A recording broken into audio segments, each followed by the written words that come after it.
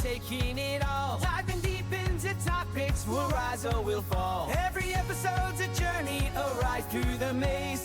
Join us on this path, let's ignite the blaze. So grab your headphones tight, let's go for a ride. With every spin and twist, we'll couldn't run and hide.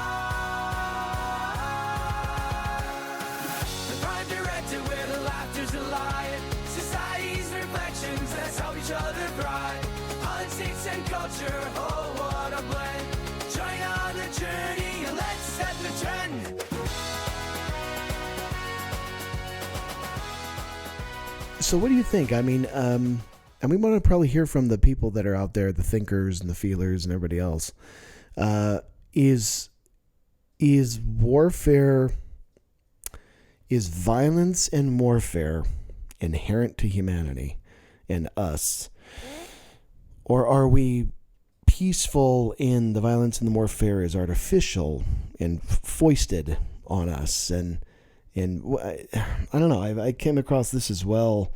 Just even my meditation time is in the shower. So when I was in the shower today, I came across this and I was like, wow, this is really deep. So one of the anthropologists was talking about in their research dating back 10,000 years, they have a number of sites of skulls of Homo erectus and later on like Neanderthals and whatnot that have clear signs of violence, even dating back like 10,000 years, and bodies and mass graves where it's clearly this wasn't natural. It was other human beings. And there was a guy 5,000 years ago, I forget what his name was, Elder.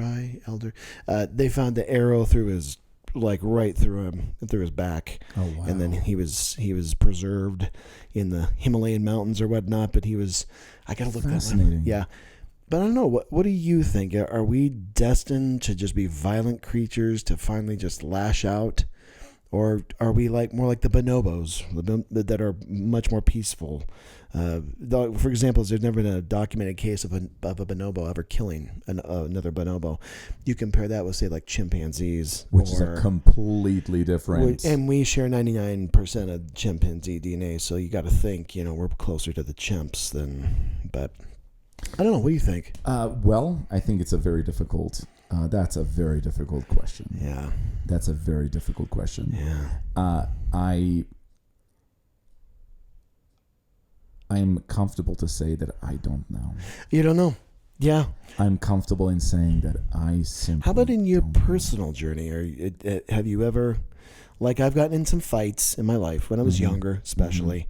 Not so much now, but even with all the stuff going on with our personal, employer status thing going on with what's going on with our union, it just got me thinking about conflict in general and how we resolve conflict, how we've chosen to resolve it versus not chosen to resolve it over time. And why does it seem to work in some cases? And having worked in the middle schools for decades now, what seems to work with one student and maybe does not work with the other student. And some children are clearly relatable. I can reason with them and I can relate to them. The nonviolent path, they get it quickly. And there are other kids. It doesn't matter what I say. It doesn't matter what their parent says. It doesn't matter what the consequences seem to be. They really are just, maybe through a combination of genetics and trauma and their own personal journey and whatnot, they're gonna choose the path of pain. Well, it's you know what? Yeah. I do want to just mention something about that. So there is there's this woman who runs either a zoo or a wild animal sanctuary, and please don't quote me on this, I believe it's either in France or in Belgium. Yeah. And one of the animals that she has looked after, and this particular animal is something, from what I understand, is an animal that she hand-reared. Okay. It's a tiger. A tiger. Okay. A tiger. So it's a mammal. It's a mammal. But it's not a Homo sapien mammal type thing or anything like that. But it's interesting because the response, if the tiger sees another person it acts in a very territorial, very aggressive sort of way. But as soon as it hears the voice of what it deems to be effectively a parental figure, it just turns into a completely different animal. An 800-pound kitten. Yes, Yeah. Effectively, that's what it becomes. Yeah. And the one thing that I've always been fascinated about is the human capability to form bonds with other animals which could be considered in their natural habitat, their natural environment, extremely dangerous to us. Yet once it forms a bond and a certain level of trust and understanding at whatever level, you can have a incredible experience of almost what you or I as humans would call love. So if you as a person, as a human being, can relate to a wild animal that has the capability to overpower you and hurt you in a significant way, but yet it actively chooses not to. Against its own Against nature. its own instincts. Its own nature, yeah. Then why on earth is it even a thing that humans cannot pause long enough to invest the amount of time, effort, and empathy to develop that with another fellow human? And there it is. There's a Prime Directive right there. There it is. So it's clear to me that that's definitely got to be, if we're going to go for higher order thinking, it has to include empathy, and it has to include an acceptance of nonviolence. Now, that said, there's some pretty serious conundrums out there, right? Like, how do you defeat the Nazis through pacifism? You know, how would, given what we know about early man and the tribalism and whatnot, how can you live in this world, which we see all around us? Violence is just everywhere around us. I mean, and I feel it's actually interesting, if I may just make an additional point to that. This generation, Gen Z, statistically speaking, has, when you look at the proportion, just at the generation as a whole, statistically speaking, at least based on some of the studies that are out there, have some of the highest levels of anxiety, just behavioral conundrums as a whole.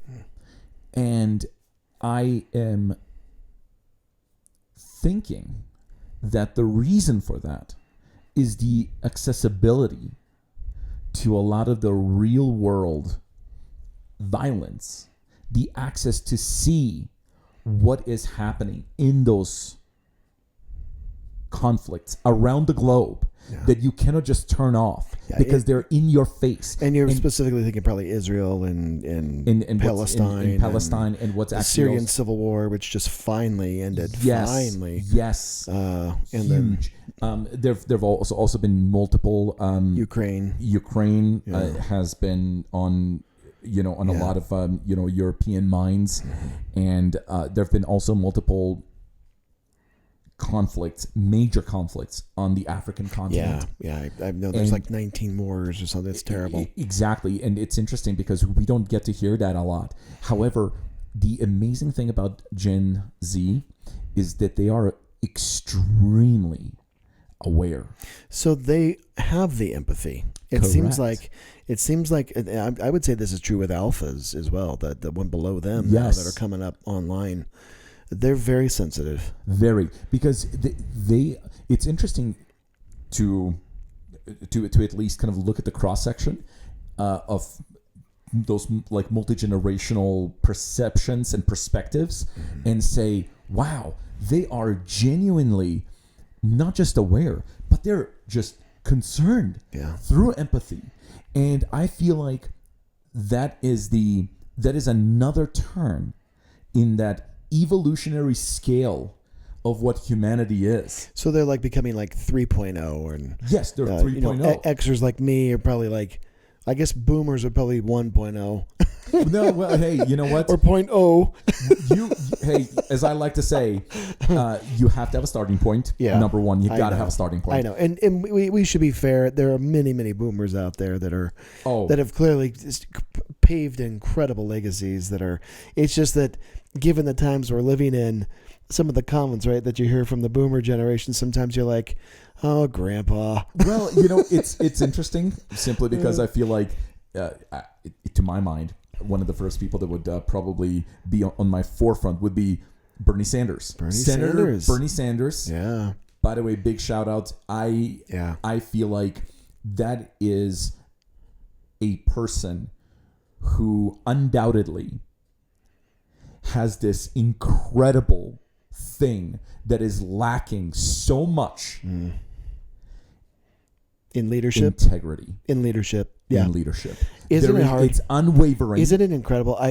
Can you name on like one hand the leaders that you could consider? You can't. I mean, a guy like Bernie Sanders has never really changed any fundamental positions in 50 years of his. Yes. Another person? Fundamentally. I mean, there might be some tax bills and things like that. Right. But fundamentally, the search for like a better, just society, trying to give voice, kindness, how we can actually progress. Hence the name progressive. Trying to give voice to the voiceless, Absolutely. civil rights, and that spans the gamut from everybody, from race to gender to everything. By the way, want to know something really fun? And sorry, didn't mean to interrupt, but I did want to just say this. It's okay. If memory serves correctly, he was the only person whom you would consider to be, of course, a progressive. He calls himself as such, or, would basically say that he is. So let's assume, I guess, just based on his, statement, who got a standing ovation at a town hall on Fox News. I saw it. I watched it. I saw it. All I have to say to isn't that it incredible? is... It's because there really is populism out there. And it's so obvious that Fox Noise, I can't help myself. Fox Noise just can't. It is literally designed to be propaganda. I mean, from bottom to top, it is designed to just keep you kind of like in this framing of the world that is like just this little prison of the mind. It just, everything boils down to left, right, communist, capitalist, good, bad. There's just this black and white thinking. Blue team, red team. Blue team, red team. It is astonishing that it works. It has worked for now decades. And I wonder if that's going to continue, or if that's going to finally, we're going to break free of it. You think that enough people might pass on that the next generation might be willing to go down a different paradigm? I just don't know. I see where we're at right now. Mm-hmm. I see the anxious generation, which is brilliantly written about by Jonathan Haidt, right? And his data stuff. We've read that. That's mandatory reading for teachers. And I wonder if this generation is finally going to be like, we're tired of being anxious.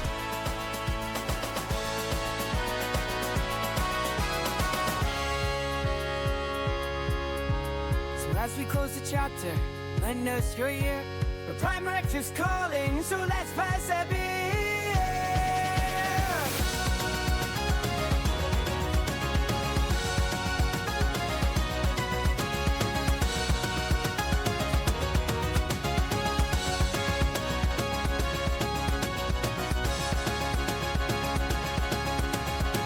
The Prime Directive, where the laughter's alive. Society's reflections, let's help each other thrive.